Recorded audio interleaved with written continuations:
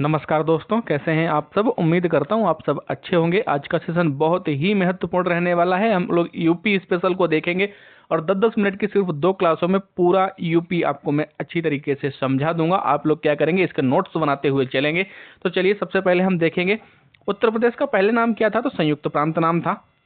UP नाम इसका कब रखा गया था, 24 जनवरी 1950 को रखा गया था। संयुक्त प्रांत बदल करके यूपी का गठन कब किया गया था, तो 1 नवंबर 1956 को यूपी का गठन किया गया था। इनको आप नोट करते चलेंगे। पूर्व नाम लिखेंगे, सबसे पहले संयुक्त प्रांत लिखेंगे। यूपी नाम कब पड़ा, 24 जनवरी 1950 को। उत्तर प्रदेश दिवस कब मनाते हैं, 24 जनवरी को। 1 नवंबर 1956 को क्या हुआ था, यूपी का गठन हुआ था। यूपी की राजधानी लखनऊ को नवाबों का शहर, बागों का शहर भी कहते हैं। राजकीय चिन्ह क्या है यूपी का, एक वृत्त में 2 मछली व 1 तीर धनुष। 1938 में स्वीकृत किया गया था। आगे देखेंगे, राजकीय भाषा कौन सी है, हिंदी है। सबसे पहले राजकीय भाषा कौन सी है, हिंदी है। दूसरे नंबर पे क्या है, उर्दू है। राजकीय पशु कौन सा है, बारहसिंगा है। राजकीय वृक्ष कौन सा है यूपी का, अशोक है। राजकीय पक्षी सारस क्रेन है। राजकीय पुष्प पलाश या टेसु है। 4 जनवरी 2011 को स्वीकृत किया गया था। इससे पहले यूपी और उत्तराखंड जब एक थे तब क्या था, राजकीय पुष्प ब्रह्म कमल था। उत्तराखंड का राजकीय पुष्प अभी भी क्या है, ब्रह्म कमल है। आप नीचे देखेंगे, जब यूपी व यूके एक में थे तब राजकीय पुष्प क्या था, ब्रह्म कमल था।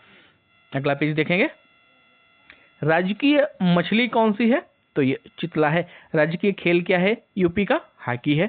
क्षेत्रफल की दृष्टि से यूपी में है, इसमें देश में कौन सा स्थान है यूपी का, तो चौथा है। जनसंख्या की दृष्टि से यूपी भारत में पहले स्थान पर है।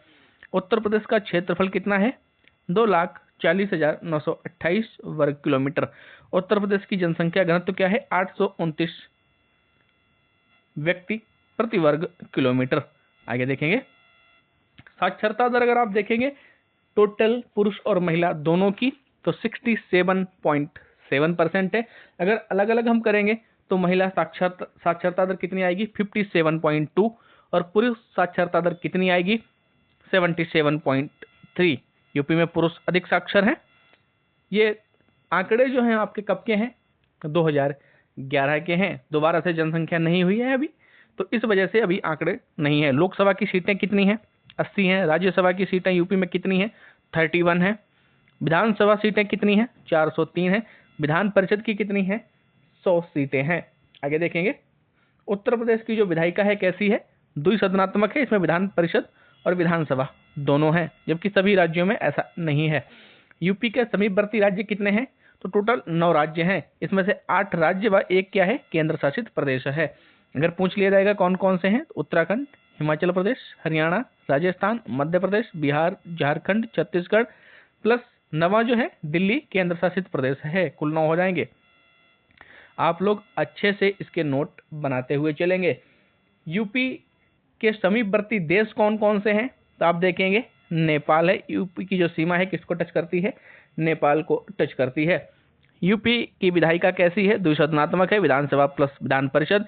यूपी खंडपीठ लखनऊ का उच्च न्यायालय कहाँ है, आप देखेंगे तो ये प्रयागराज में है, इलाहाबाद में है। यूपी में कितने जिले हैं, तो 75 जिले हैं। यूपी में नगर निगम की संख्या कितनी है, 17 है। स्वतंत्रता के बाद यूपी के प्रथम मुख्यमंत्री कौन बना था, तो पंडित गोविंद वल्लभ पंत जी थे। यूपी और देश की पहला महिला मुख्यमंत्री कौन थी, तो श्रीमती सुचेता कृपलानी जी थी। आप देखेंगे यूपी का प्रथम मुख्यमंत्री कौन बना था, पंडित गोविंद वल्लभ पंत जी। और पहली अगर महिला पूछा जाएगा तो सुचेता कृपलानी जी हो जाएंगी। आप इसको नोट करते अवश्य चलेंगे। बहुत ही महत्वपूर्ण फैक्ट्स हैं ये, यूपी टेट के लिए बहुत महत्वपूर्ण भूमिका निभाएंगे। यूपी के सबसे कम उम्र का मुख्यमंत्री पूछ लिया जाएगा तो अखिलेश यादव है। किस पार्टी से ये आते हैं, तो ये एसपी अर्थात समाजवादी पार्टी से आते हैं। सर्वाधिक बार यूपी में मुख्यमंत्री कौन बना है, तो सुश्री मायावती जी हैं। ये बीएसपी बहुजन समाज पार्टी से आती हैं।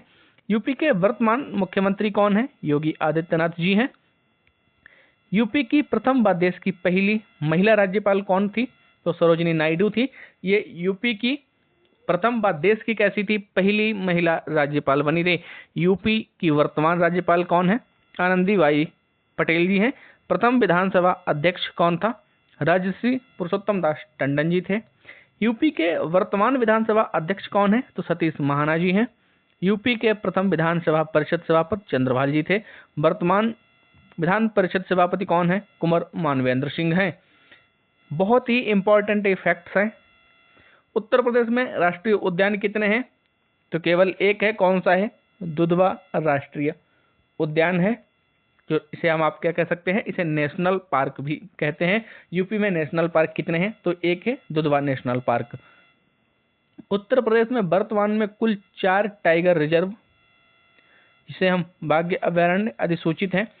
ये राज्य की जैव विविधता और बाघों के संरक्षण में महत्वपूर्ण भूमिका निभाते हैं, जिसमें से दुधवा, पीलीभीत, अमनगढ़, रानीपुर टाइगर रिजर्व, ये क्या है, इसमें शामिल हैं। 4 कौन कौन से हो जाएंगे, दुधवा, अमनगढ़, पीलीभीत और रानीपुर। दुधवा टाइगर रिजर्व आप लोग नोट कर लीजिए अच्छे से। दूसरे नंबर पर आ जाएगा अमनगढ़ टाइगर रिजर्व। तीसरे नंबर पर क्या आ जाएगा, पीलीभीत टाइगर रिजर्व। और चौथे नंबर पर क्या आ जाएगा, रानीपुर टाइगर रिजर्व। उत्तर प्रदेश के देखिए नीचे मैंने नोट भी करवा रखे हैं, आप इसको नीचे से नोट कर लीजिए। उत्तर प्रदेश के 4 टाइगर रिजर्व जो है, सबसे नंबर पे आ जाएगा पहले पे दुधवा टाइगर रिजर्व। ये कहाँ स्थित है, लखीमपुर खीरी में स्थित है। यह पहला और सबसे पुराना टाइगर रिजर्व है। ये पीलीभीत टाइगर रिजर्व पीलीभीत जिले में स्थित है। अमनगढ़ टाइगर रिजर्व बिजनौर जिले में स्थित है। और रानीपुर टाइगर रिजर्व चित्रकूट जिले बुंदेलखंड क्षेत्र में स्थित है। और चौथा तथा नवीनतम क्या है, टाइगर रिजर्व है। प्रमुख अगर आपसे पूछ लिया जाएगा वन्य जीव अभयारण्य, यहाँ पे इसको सही कर लीजिए। ये क्या है, ये वन्य जीव अभयारण्य है, इसको आप सही कर लेंगे। प्रमुख वन्य जीव अभयारण्य कौन कौन से हैं, देखिए फटाफट। सबसे पहले क्या जाएगा, चंद्रप्रभा,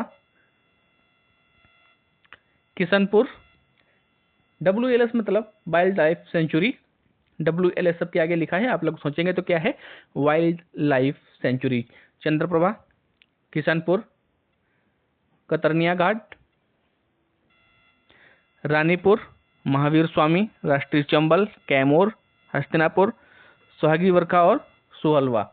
ये क्या है, सभी वाइल्ड लाइफ सेंचुरीज हैं जो यूपी में स्थित हैं। हम यूपी स्पेशल को पढ़ रहे हैं।